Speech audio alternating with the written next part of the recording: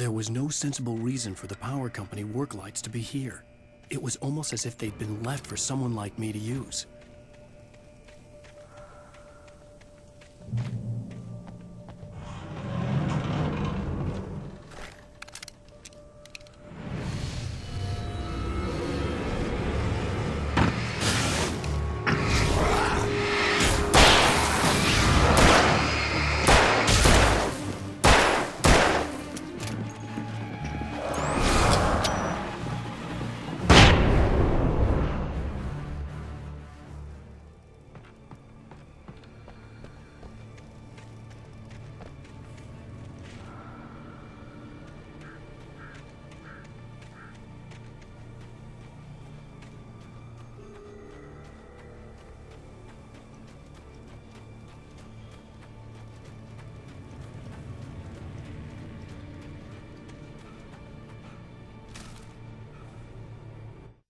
The bulldozer's engine roared to life. Mud and rocks flew as it fought for traction.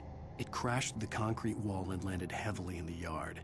If it were an animal, it would have shaken its head after the impact, fixed its eyes on me, and charged. Of course, it had no head, nor eyes.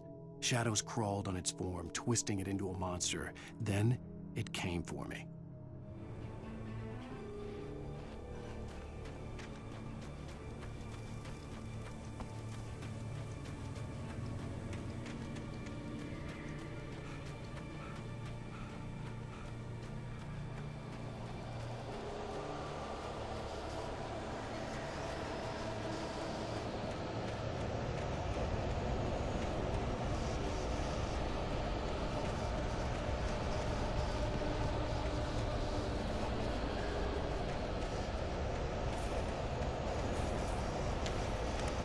Sarah trusted her gut, and her gut said Agent Nightingale was an asshole.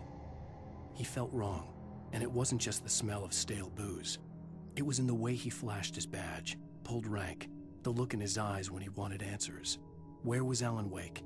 What was this about an accident? Where was his wife? And most importantly, why did she let Wake go? He wouldn't answer her questions. Federal business was all he'd say.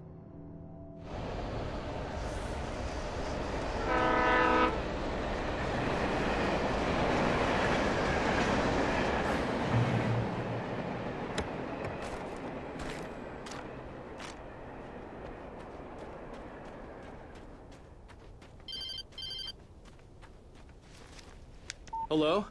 The most stubborn man I've ever met. Alice? Alice? Alan, I'm so afraid. Keeps me in the dark. Please help me. I look at you, Alan, and it's not you. Something else.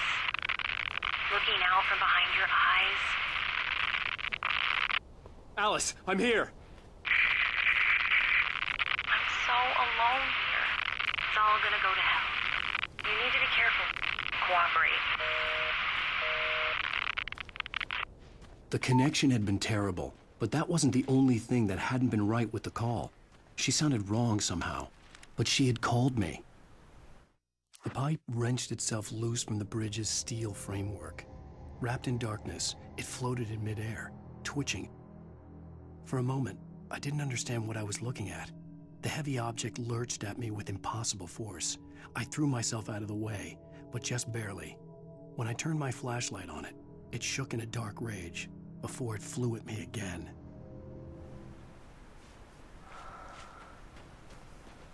I could see a railway bridge up ahead and a warehouse of some sort on the opposite shore. I hoped I could find a car from there.